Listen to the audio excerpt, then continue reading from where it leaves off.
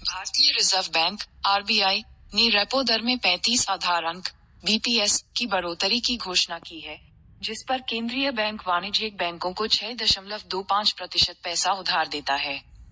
विशेषज्ञों का मानना कि आरबीआई द्वारा ये लगातार 5वीं बढ़ोतरी है और इससे होम लोन की समान मासिक किस्तों (ईएमआई) में बढ़ोतरी होगी। जिन लोगों के होम लोन रेपो रेट जैसे बाहरी बेंचमार्क से जुड़े हैं, उन पर बड़ा असर पड़ेगा। आरबीआई के फैसले से क्यों प्रभावित हुए होम लोन? आमतौर पर जब आरबीआई रेपो रेट में बढ़ोतरी करता है, तो इससे बैंकों के लिए फंड की लागत बढ़ जाती है। बैंकों को आरबीआई से उधार लिए गए पैसे के लिए अधिक भुगतान करना होगा। नतीजतन, बैंक अपनी ऋण ब्याज दरों में वृद्धि करके लागत को उधारकर्ताओं पर डालते हैं, जिससे ईएमआई महंगी हो जाती है। नतीजतन, नए और मौजूदा कर्जदारों ने होम लोन की ब्याज दरों में बढ़ोतरी देखी है। नाइट फ्रैंक इंडिया के अध्यक्ष और प्रबंध निदेशक शिशिर बैजल के अनुसार, आज की बढ़ोतरी से पहले होम लोन उत्पाद लगभग 150 बीपीएस महंगे हो गए हैं।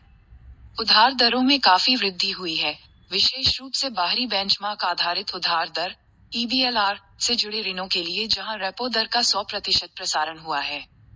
इस अवधि के दौरान एमसीएलआर दर से जुड़े ऋण उत्पाद भी लगभग 108 बीपीएस ऊपर हैं। हम होम लोन की दरों में कितनी वृद्धि की उम्मीद कर सकते हैं? जानकारों के मुताबिक, इस बढ़ोतरी का बोझ होम लोन लेने वालों पर डाला जाएगा। नतीजतन, होम लोन महंगा हो जाएगा।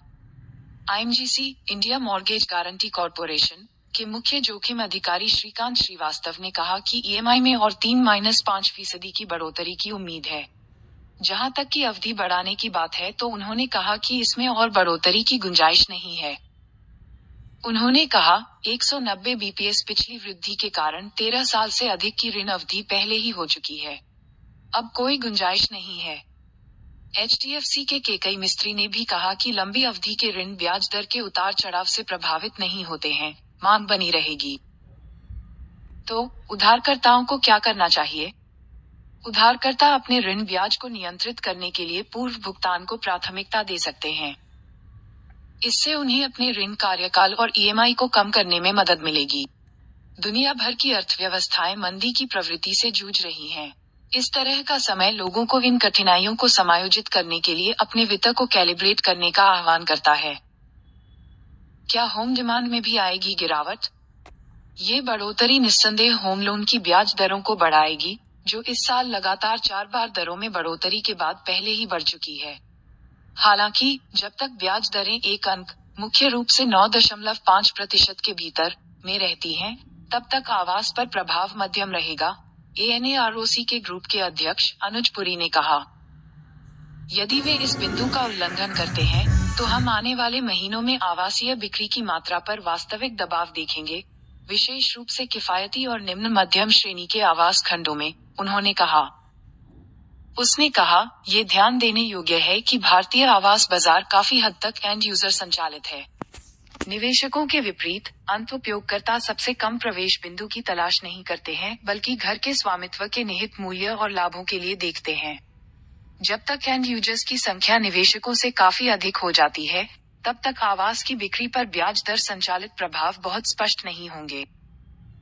इस साल की शुरुआत में पिछले 4 लगातार दरों में बढ़ोतरी का प्रभाव न्यूनतम था। पिछली तिमाही, 2022 की तीसरी तिमाही, में आवास क्षेत्र के उत्कृष्ट प्रदर्शन से इसकी पुष्टि हुई।